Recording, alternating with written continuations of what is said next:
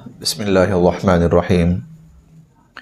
پارہ نمبر 8 کا خلاصہ پیش خدمت ہے۔ اس پارہ نمبر 8 کے اندر سورہ الانعام چل رہی ہے۔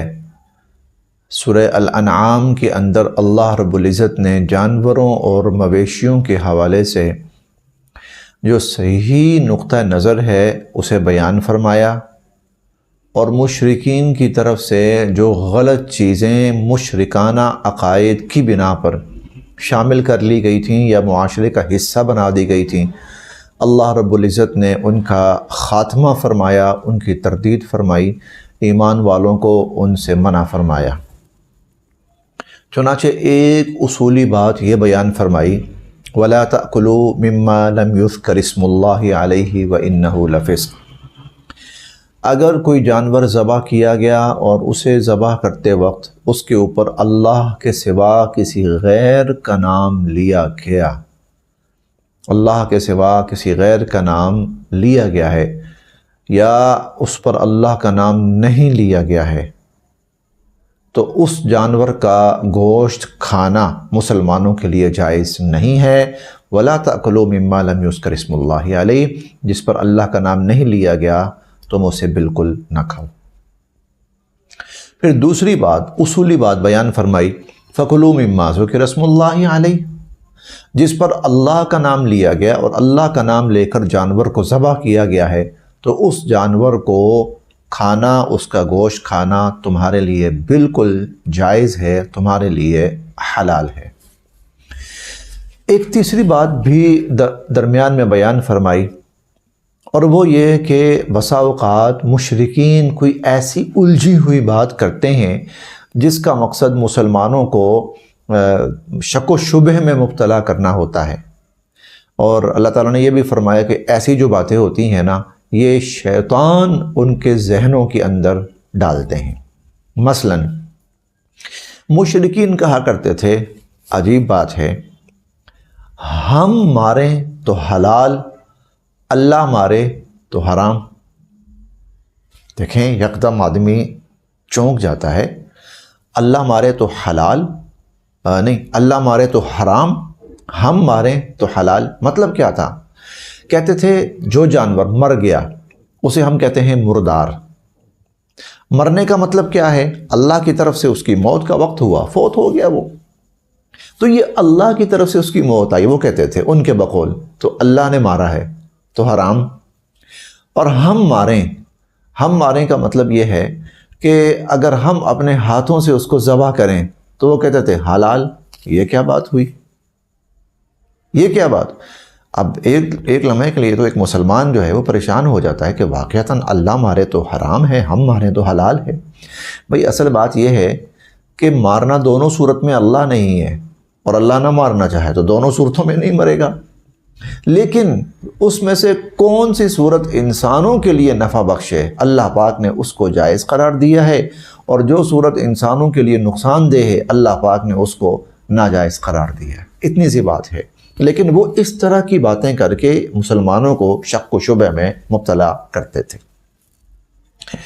اسی طرح اس پارے کے مضامین میں سے ایک مضمون، اس پر ہمیں خود بھی بڑا غور کرنا چاہیے، وہ لوگ اپنی جتنی بھی پیداوار ہوتی تھی، جانور ہوتے تھے یا پیداوار ہوتی تھی یا پیسے وغیرہ ہوتے تھے، درہم دینار جو بھی ہوتے تھے، ان کو دو حصوں میں تقسیم کرتے تھے اور کہتے تھے کہ ھذا للہ بزعمہم، یہ حصہ اللہ کا ہے، وھذا لشرکائنا، اور یہ جو حصہ ہے یہ ہمارے شرکاء کے لیے۔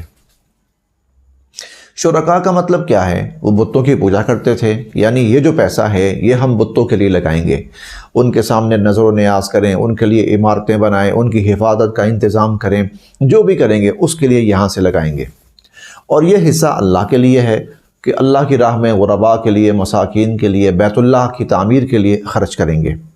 اچھا، آگے پھر کیا ہوتا تھا؟ فما کان لشرکائہم فلا یصل الی اللہ وما کان للہ فهو یصل الی شرکائہم ساء ما یحکمون۔ اگر اس حصے میں کمی آ جاتی جو انہوں نے اپنے معبودوں کے لیے رکھا ہوا تھا یا اپنے لیے رکھا ہوتا تھا تو اللہ کے حصے میں سے نکال کر اس میں شامل کر لیتے تھے، کہتے تھے اللہ کو کیا ضرورت ہے۔ لیکن اگر اللہ والے حصے میں کمی آ رہی تھی تو یہاں سے نہیں نکالتے تھے، یہاں سے نہیں نکالتے تھے، یہاں سے نکال کر اللہ کے حصے میں نہیں ڈالتے تھے، بلکہ اللہ کے حصے سے نکال کر تو مشرکین شرک کا جو راستہ ہے اس میں لگاتے تھے۔ اللہ تعالیٰ فرماتے ہیں ساء ما یحکمون، کتنی بری ان کی سوچ، اتنے برے ان کے فیصلے ہیں۔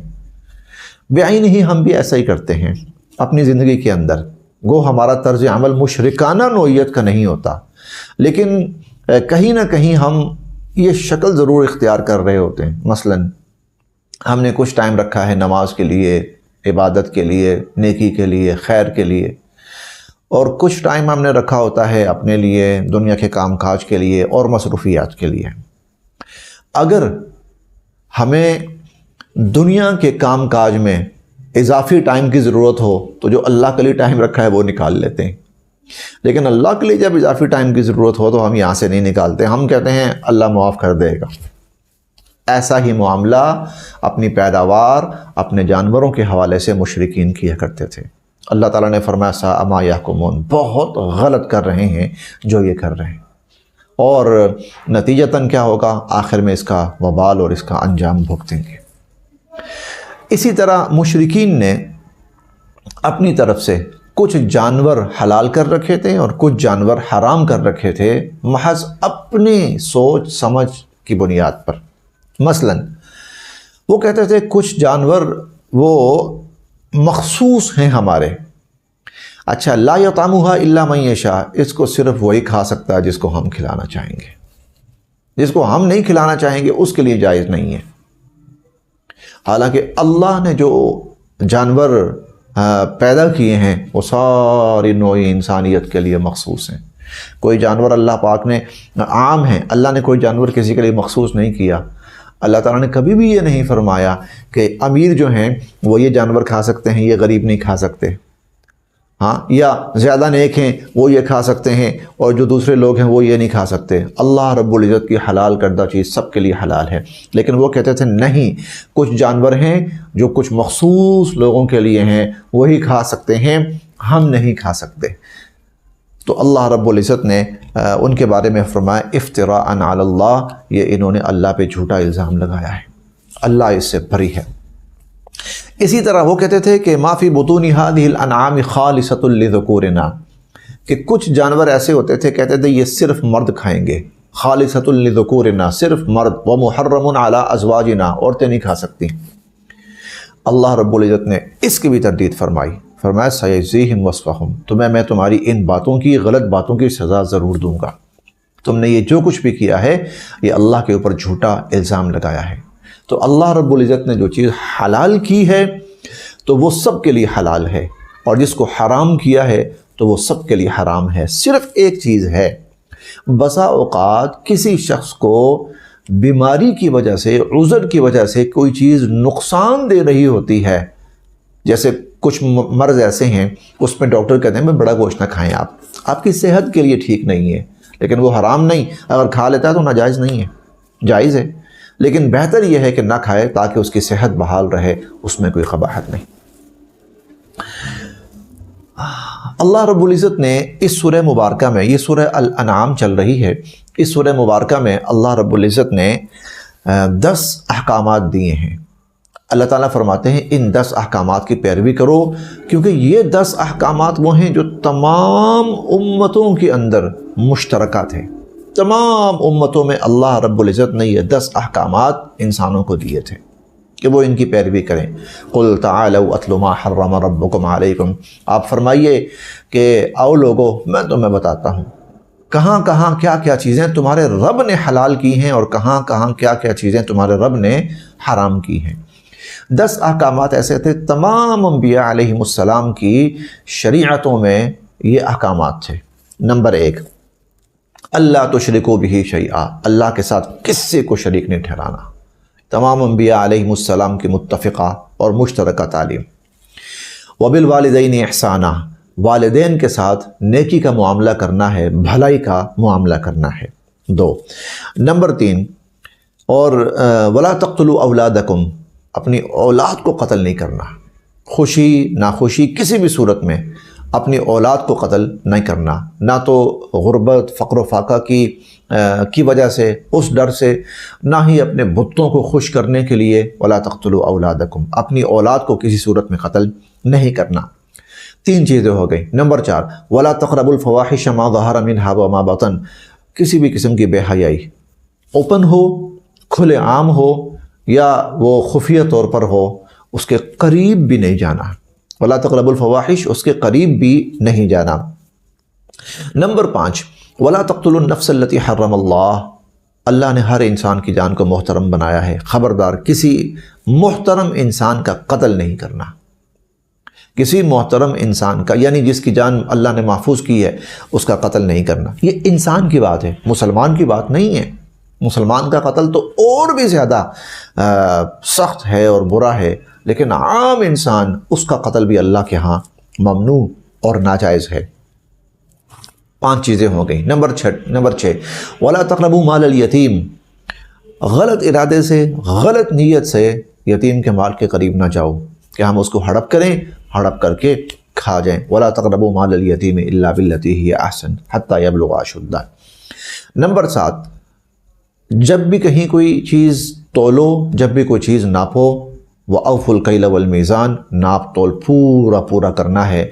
ناپ تول میں وَلَا تَبْخَسُوا النَّاسَ أَشْيَاءَهُمْ، اور وَلَا تُخْسِرُوا، لوگوں کو چیزیں گھٹا کر اور کم کر کے نہیں دینی۔ نمبر 7 ہو گئی۔ نمبر 8 وَإِذَا قُلْتُمْ فَعْدِلُوا، جب بھی تم کوئی بات کہو، خیر بھلائی انصاف نیکی کی بات کہو، کیونکہ ہماری ہر بات تولی جا رہی ہے۔ یہ 8 ہو گئے۔ اور نمبر 9 وَأَوْفُوا بِالْعَهْدِ، وَأَوْفُوا بِعَهْدِ اللَّهِ، اللہ کے عہد پورے کرو، یعنی اللہ کا نام لے کر انسانوں سے جو بھی کمٹمنٹ کرو وہ پوری کرو۔ اور 10ویں اور آخری، یہ تمام انبیاء علیہم السلام کی مشترکہ اور متفقہ تعلیمات ہیں۔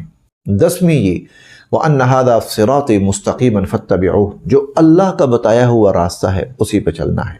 وَلَا تَتَّبِعُوا السُّبُلَ، اور اللہ کے بتائے ہوئے راستے کے علاوہ جو راستے ہیں ان راستوں پہ نہیں چلنا۔ یہ 10 احکامات تمام انبیاء علیہم السلام کی متفقہ تعلیمات ہیں۔ سورہ الانعام مکمل ہوتی ہے اور پھر آگے شروع ہوتی ہے سورہ الاعراف۔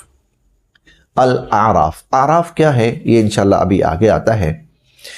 اس سورت کے مضامین میں سے اور 8ویں پارے کے مضامین میں سے ایک بڑا ہی اہم اور تفصیلی مضمون ہے جو اللہ تعالیٰ نے یہاں بیان فرمایا، اور وہ مضمون یہ ہے کہ آدم علیہ السلام کو پیدا فرمایا تو فرشتوں سے فرمایا کہ سجدہ کرو، اور یہ حکم صرف فرشتوں کے لیے نہیں تھا بلکہ شیطان کے لیے بھی تھا کہ سجدہ کرو آدم علیہ السلام کو۔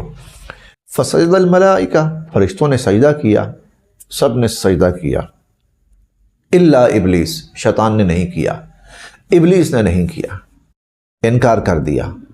اللہ تعالیٰ نے جب اسے کہا ما منعک الا تسجد اذ امرتک، میں نے تجھے حکم دیا تھا تو نے سجدہ کیوں نہیں کیا؟ بجائے اس کے وہ اپنی غلطی تسلیم کرے، معافی مانگے، وہ اللہ کے سامنے بلا وجہ بحث و مباحثہ میں پڑ گیا، دلائل دینے شروع کر دیے کہ میرا عمل ٹھیک ہے، میں نے اس انسان کو سجدہ نہیں کیا۔ انشاءاللہ اس کی تفصیل بھی آپ کے سامنے آئے گی کہ اس کی ریزن کیا تھی۔ تو اس نے سجدہ کرنے سے انکار کر دیا، سجدہ نہیں کیا، اللہ تعالیٰ سے بحث و مباحثے میں پڑ گیا۔ اللہ تعالیٰ نے فرمایا اخرج منہا فإنک رجیم، اس جنت سے نکل جا ہمیشہ ہمیشہ کے لیے، تو مردود ہے۔ اسے جب یہ پتہ لگا کہ انسان کی وجہ سے میں اس جنت سے محروم کر دیا گیا، اور میں جنت سے محروم ہو گیا انسان کی وجہ سے، یہاں سے نکالا جا چکا ہوں، اس نے کہا یا اللہ پھر اس انسان کے ساتھ میری اب دشمنی ہے، اس انسان کے ساتھ اب میری دشمنی ہے، اب اس کو میں نے گمراہ کر کے چھوڑنا ہے۔ یا اللہ مجھے اتنی مہلت دے کہ میں اس انسان کو گمراہ کروں اور میں نے اس کو گمراہ کر کے چھوڑنا ہے، میری اس کی لڑائی اور میری اس کی دشمنی ہے۔ قسمیں کھائیں اللہ تعالیٰ کی کہ اللہ میں آپ کے عزت اور آپ کے جلال کی قسم کھا کے کہتا ہوں کہ اب اس انسان کو میں نے کسی بھی طرح گمراہ کر کے چھوڑنا ہے، اور میں نے اس کو جنت سے محروم کر کے چھوڑنا ہے، ابھی بھی اور آئندہ اس کی اولاد کو بھی۔ اور آپ نے اس کو جو فضیلت دی ہے نا مجھ پر، اور مجھے کہہ رہے ہیں کہ اس کو سجدہ کر، گویا اس کو مجھ پر فضیلت دی ہے، میں ثابت کروں گا کہ یہ اس فضیلت کے قطعاً قابل نہیں۔ سوچ لیجئے، یہ کپ کپا جانے والی بات ہے کہ وہ انسان کو اللہ کی نظروں میں گرائے گا، اللہ کی نظروں میں نااہل ثابت کرے گا، ناکارہ ثابت کرے گا، غلط ثابت کرے گا، جہنمی بنائے گا۔ یہ اس کے دعوے ہیں، یہ اس کے چیلنج ہیں، اس کے لیے اس نے مہلت مانگی، اس کو مہلت دے دی گئی۔ اب آدم علیہ السلام جنت میں ہیں اور وہ نکالا جا چکا ہے۔ اس نے آدم علیہ السلام کو جنت سے نکالنے کی پلاننگ کی، اور اس پلاننگ کے لیے اس نے سب سے پہلے کیا کیا؟ ان دونوں کو بے لباس کرنے کی سازش کی۔ اللہ تعالیٰ نے منع فرمایا تھا یہ درخت نہ کھانا، اس کا پھل نہ کھانا۔ شیطان کو پتا تھا اگر یہ اس درخت کا پھل کھائیں گے تو ان کا جو لباس ہے وہ اتر جائے گا، یہ بے لباس ہوں گے۔ یہ دیکھیں اللہ تعالیٰ فرماتے ہیں یا بنی آدم لا یفتننکم الشیطان، اے اولاد آدم، میں اور آپ، لا یفتننکم الشیطان، کہیں تمہیں شیطان کسی فتنے میں نہ ڈال دے۔ کما اخرج ابویکم من الجنہ، دیکھو اس نے تمہارے ماں باپ کو جنت سے نکالا، ینزع عنہما لباسہما، ان کا لباس ان سے اتروایا، لیبدی لہما ما وری عنہما من سوآتہما، تاکہ انہیں ایک دوسرے کے سامنے بالکل بے لباس کر دے، برہنہ کر دے انہیں ایک دوسرے کے سامنے۔ انسان کو بے لباس کرنا اور برہنہ کرنا اور اس کا انسان کو انسانیت کے سامنے ننگا کرنا، یہ شیطان کی سازش ہے، یہ شیطان کی سازش ہے، یہ شیطان کا بہت بڑا پلان ہے۔ اسے پتا ہے کہ جب انسان بے حیائی کی طرف چلے گا اور بے لباسی کی طرف چلے گا اور گناہ کی طرف چلے گا تو پھر وہ جنت سے محروم ہو جائے گا۔ آدم علیہ السلام کا لباس اترا، اما حوا کا لباس اترا، فوراً انہوں نے وَطَفِقَا يَخْصِفَانِ عَلَيْهِمَا مِن وَرَقِ الْجَنَّةِ، فوراً جنت کے پتے اپنے اوپر چپکانے لگے، تو اپنے آپ کو ڈھانپنے لگے۔ شرم و حیا والے تھے، وہ تو نیک انسان تھے نا، وہ تو شرم و حیا والے تھے۔ جو ہی انہیں احساس ہوا کہ ہم سے غلطی ہوئی ہے، انہوں نے اپنے آپ کو کور کرنا اور ڈھانپنا شروع کر دیا۔ وہ بے لباس نہیں رہے، وہ تو صرف ایک عمل کا آپ کہہ لیجئے کہ منطقی نتیجہ جو نکلا تھا وہ ان کے اوپر اثر انداز ہوا تھا۔ اس کے بعد انہوں نے اپنے آپ کو چھپایا، اور لیکن بہرحال ایک غلطی ہو گئی تھی۔ اللہ تعالیٰ نے فرمایا کہ میں نے آپ سے کہا تھا نا شیطان دشمن ہے اور یہ دشمنی کرے گا، اور کہیں تمہیں دشمنی میں کسی مشقت میں نہ ڈال دے، اب بہرحال آپ لوگ جنت سے اتر جاؤ۔ تو اللہ تعالیٰ نے شیطان کا کردار دکھایا اور اس کا ایک بہت بڑا وار کہ وہ انسان کو بے حیائی کی طرف لے کے جاتا ہے، کیونکہ اس لیے بے حیائی کی طرف اس لیے لے کے جاتا ہے کیونکہ اسے پتہ ہے کہ حیا جو ہے اس کا تعلق ایمان سے ہے۔ جب انسان بے حیا ہوگا نا تو صرف اس کا ظاہری لباس نہیں اترے گا بلکہ اس کا جو ایمان کا لباس ہے وہ بھی اتر جائے گا۔ اس 8ویں پارے کے سورہ اعراف کے مضامین میں سے ایک اہم مضمون یہ ہے۔ پھر اس کے بعد ایک بڑا اہم مضمون وہ ہے جنتیوں جہنمیوں کی گفتگو۔ اس دوران اعراف والے بھی آ جاتے ہیں۔ اعراف کون ہیں؟ اعراف جنت میں ایک جگہ ہے، ایک آپ اسے کہہ لیجئے کہ ویٹنگ روم کہہ لیجئے، ایک طرح کا ویٹنگ پلیس ہے، وہ انتظار گاہ ہے۔ وہاں کون ہوگا؟ وہ لوگ جو ایمان لائے، ایمان لانے کی وجہ سے جہنم سے بچ گئے، لیکن کچھ گناہ ایسے کیے انہوں نے کہ ان گناہوں کی وجہ سے ابھی جنت میں نہیں جا سکتے۔ جہنم سے بچ گئے، جہنم میں نہیں جا سکتے، ایمان ہے، صاحب عمل ہیں، ایمان بھی ہے، اعمال بھی ہیں، لیکن اس کے ساتھ ساتھ کچھ گناہ بھی ہیں۔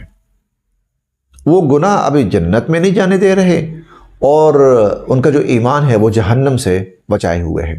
ان کو اللہ پاک ایک ایسی جگہ پہ رکھیں گے جہاں سے وہ جنتیوں کو بھی دیکھیں گے اور جہنمیوں کو بھی دیکھیں گے۔ یہ تکون بن گئی، جنتی، اصحاب اعراف، جہنمی۔ اب اللہ پاک یہاں پر جنتیوں اور جہنمیوں کی گفتگو نقل کر رہے ہیں۔ بنادى اصحاب الجنت اصحاب النار، بڑے غور سے سنیے گا۔ جنتی جہنمیوں کو پکاریں گے، ان قد وجدنا ما وعدنا ربنا حقا، اللہ نے ہم سے جو وعدہ کیا تھا نا، ایمان لاؤ، نیک اعمال کرو، تقوی اختیار کرو، عبادات کرو، تو اس پر تمہیں جنت ملے گی۔ ہم نے تو اللہ کا وعدہ سچ پایا، بالکل برحق پایا، ہم جنت میں آ گئے۔ قد وجدنا ما وعدنا ربنا حقا فہل وجدتم ما وعد ربکم حقا، اچھا بتاؤ تمہارے ساتھ جو اللہ کا وعدہ تھا، تم نے بھی اللہ کے وعدے کو سچا پایا؟ اور وہ کفر کا تھا کہ اگر کفر پر رہے، نافرمانی پر رہے اور برائیوں پر رہے تو جہنم میں جاؤ گے۔ قالوا نعم، جہنمی کہیں گے ہاں ایسا ہی ہوا۔ فأذن مؤذن بینہم، تب ایک اعلان کرنے والا اعلان کرے گا، فرشتہ ہوگا، پکارے گا، اللعنۃ اللہ علی الظالمین، ان ظالموں پر، جہنمیوں پر اللہ کی لعنت۔ اچھا پھر نا جو جہنمی ہوں گے، ونادى اصحاب النار اصحاب الجنہ، جہنمی جنت والوں کو پکاریں گے اور کہیں گے ان افیضوا علینا من الماء او مما رزقکم اللہ، دیکھو اللہ نے تمہیں بے شمار نعمتوں سے نوازا ہے، کیا طرح طرح کے پھل ہیں، کیا پانی کی نہریں ہیں اور جھرنے ہیں اور چشمے ہیں اور کیا کیا تمہارے پاس نعمتیں ہیں، تو کچھ تھوڑا سا کوئی کھانے پینے کا پھل اور کوئی ٹھنڈا پانی ہماری طرف بھی پھینک دو۔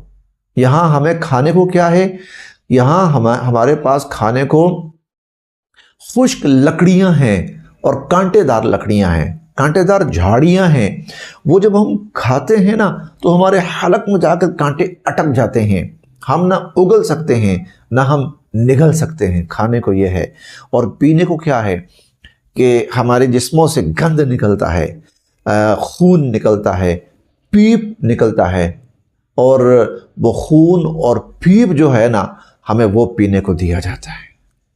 انا للہ الیاذ باللہ ثم الیاذ باللہ ثم اللہم احفظنا من، اللہم اجرنا من النار، یا اللہ ہمیں جہنم سے محفوظ فرما۔ اور جہنم کی آگ پہ کھولتا ہوا پانی وہ جب ہم پیتے ہیں نا، فقطع امعاءہم، وہ اتنا گرم ہوتا ہے کہ وہ اندر جب جاتا ہے تو آنتڑیوں کو کاٹتا ہوا باہر نکلتا ہے۔ تو افیضوا علینا من الماء، جنت کا ٹھنڈا ٹھار خوشبودار شیریں پانی، میٹھا پانی، وہ جھرنوں کا پانی، ہاں وہ چشموں کا پانی کچھ ہمارے اوپر بہاؤ نا۔ جنتی آگے سے کہیں گے، سنیے، وہ کہیں گے ان اللہ حرمہما علی الکافرین، اللہ نے یہ چیزیں کافروں پر حرام کر دی ہیں۔ ان اللہ حرمہما علی الکافرین، اللہ نے یہ چیزیں کافروں پر حرام کر دی ہیں، جہنمیوں پر حرام کر دی ہیں۔ اللہ ہمیں ایسی محرومی سے محفوظ فرمائے۔ اچھا یہ گفتگو چل رہی ہے، اس دوران وہ جو اعراف والے ہیں نا وہ دونوں طرف دیکھ رہے ہیں، جنتیوں کو بھی دیکھ رہے ہیں، جہنمیوں کو بھی دیکھ رہے ہیں۔ اب جب وَإِذَا صُرِفَتْ أَبْصَارُهُمْ تِلْقَاءَ أَصْحَابِ النَّارِ، اور جب وہ جہنمیوں کو دیکھتے ہیں، قَالُوا رَبَّنَا لَا تَجْعَلْنَا مَعَ الْقَوْمِ الظَّالِمِينَ، اللہ ہمیں جہنم میں نہ پھینکنا۔ اور جب وہ جنتیوں کو دیکھتے ہیں تو کہتے ہیں ان سلام علیکم، جناب سلامتی ہو آپ پر، السلام علیکم۔ لم يدخلوها وهم يطمعون، ابھی وہ جنت میں داخل نہیں ہوئے لیکن وہ امید ہے کہ وہ جنت میں چلے جائیں گے۔ اصحاب اعراف یہ وہ لوگ ہوں گے جنہوں نے کچھ ایسے گناہ کیے ہوں گے کہ ان گناہوں کی وجہ سے وہ ابھی جنت میں نہیں جا پا رہے، یا ان کی نیکی اور برائی برابر ہو گئی ہوگی، نیکی اور برائی برابر ہو گئی ہوگی، اب ان کو ایسی نیکی چاہیے کہ جنت میں لے جا سکے، کوئی ایسی نیکی، تو ابھی انتظار ہے۔ تو یہ اصحاب اعراف کا تذکرہ کر کے اللہ پاک ہمیں ایک سبق دینا چاہتے ہیں، پیغام دینا چاہتے ہیں، سمجھانا چاہتے ہیں، وہ یہ نیکیاں زیادہ کرو، تاکہ کل جب نیکی اور برائی تھلے گی نا، کل جب نیکی اور برائی تھلے گی تو نیکی کا پلڑا بھاری ہو جائے اور تم جنت میں چلے جاؤ، اور برائی کا پلڑا ہلکا ہو جائے اور تم جہنم سے بچو۔ اور دوسری طرف اگر تمہارے کچھ گناہ ہیں نا، دنیا میں توبہ کرو، معافی مانگو اللہ پاک سے، ایسا نہ ہو کل یہ گناہ جنت میں جانے کی راہ میں رکاوٹ بن جائے۔ مضامین تو بہت ہیں، لیکن اختصار کے ساتھ اسی پر اکتفا کیا جاتا ہے۔ اللہ پاک ہم سب کے لیے عمل کی راہیں آسان فرمائے۔